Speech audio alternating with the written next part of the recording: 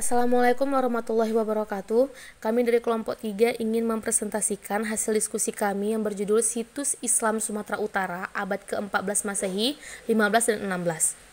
A. Pengertian situs. Situs adalah lokasi yang mengandung atau diduga mengandung benda cagar budaya termasuk lingkungan yang diperlukan bagi pengamanannya.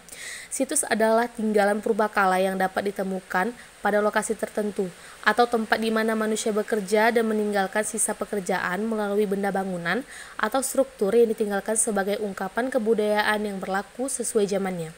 B. Jenis situs. Jenis situs bangunan adalah tempat atau lokasi yang dijadikan situs sejarah. Situs bangunan berupa masjid kuno, candi, bangunan zaman purba yang kini masih tinggal sebagai peninggalan kebudayaan purba, hanyalah terbuat dari batu dan bata. Bangunan ini sangat erat dengan keagamaan, jadi bersifat suci. Jenis situs cagar budaya yang dapat dibedakan menjadi dua, yaitu situs purba dan situs bangunan. Situs tersebut merupakan peninggalan yang ada pada kehidupan manusia zaman dahulu. C. Fungsi situs. Fungsi situs adalah sebagai sumber daya yang terbatas, tak terbarui, tak dapat dipindahi, dan rapuh, sehingga diperlukan penanganan situs secara tepat dan benar. Situs yang ada di Pulau Jawa ini berupa benda sehingga dibutuhkan untuk merawat situs guna melestarikan situs tersebut. Situs Islam abad ke-14 Masehi, 15 dan 16. Sepanjang abad ke-12 Masehi, tidak atau tepatnya belum ditemukan nisan dari jenis manapun. Kekosongan data prasasti Islam ini mempersulit gambaran atau deskripsi mengenai proses islamisasi di Asia Tenggara, umumnya pada Sumatera Utara khususnya.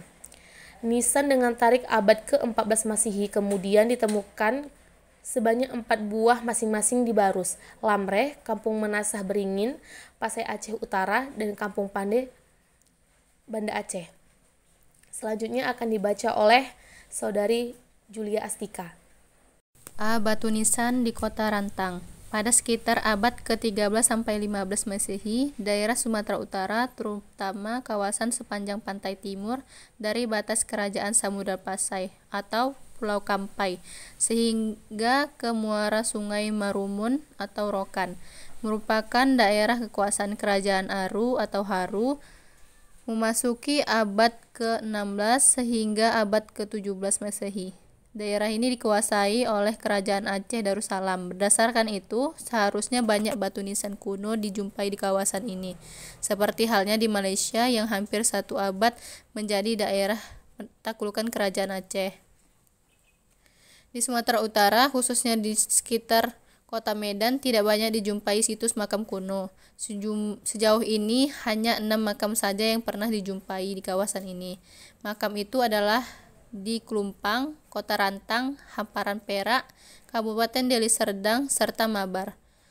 Sukamulia di Kota Madya Medan, Pulau Kampai, Kabupaten Langkat, dan Kompleks Makam di Barus.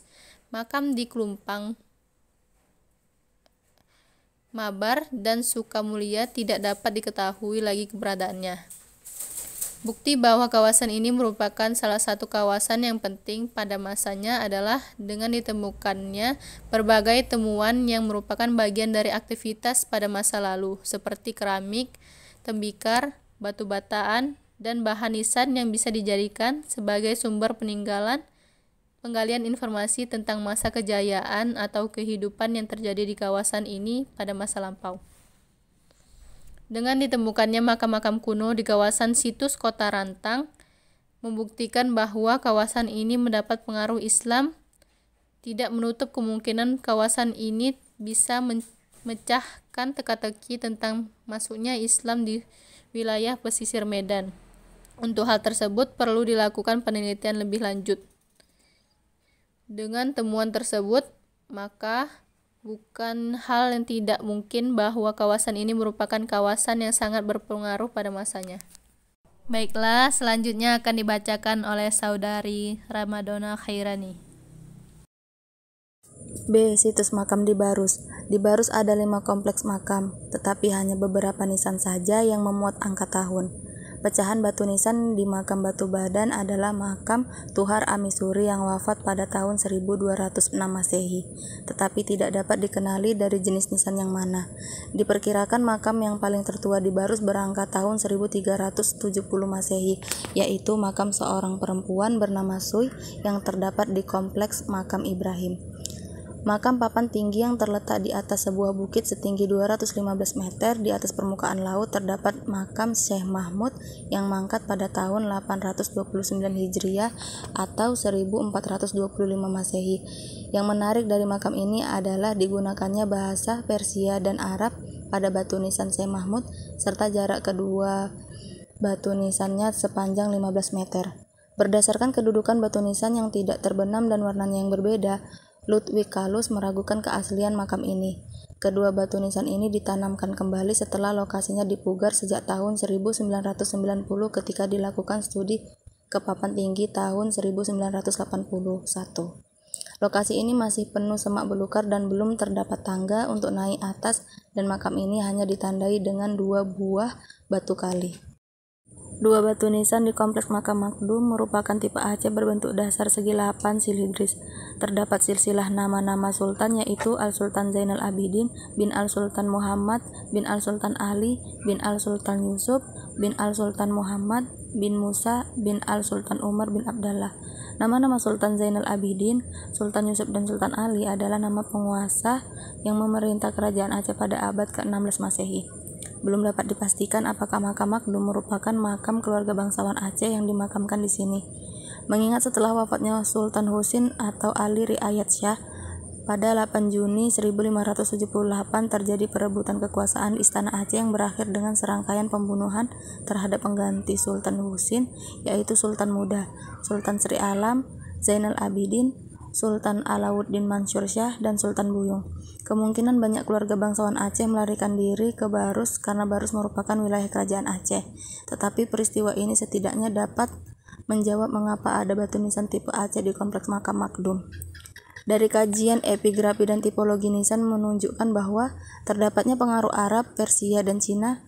Tulisan di baris pertama pada kompleks makam Ibrahim menggunakan kata-kata Arab yang memakai tata bahasa Persia, sedangkan di baris kedua terdapat istilah Melayu, Tuhan, dan Cina Shu. Nama perempuan yang meninggal mungkin berasal dari Cina. Kesan adanya pengaruh Cina dan Persia tampak jelas pada batu nisan makam papan tinggi. Karena itu, dari tipologi dan jenis batu atau granit, nisan Barus kecuali nisan di makam Makdum tidak menunjukkan bentuk nisan Aceh. Kemungkinan diimpor dari Jawa, Cina, atau India.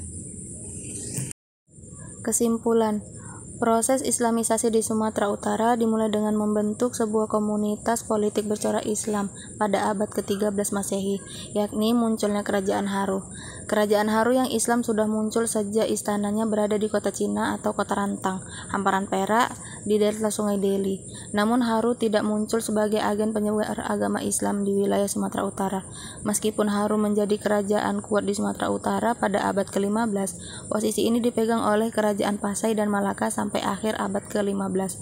Pada masa ini, agama Islam sudah menyebar sampai ke wilayah pedalaman di hulu Sungai Deli.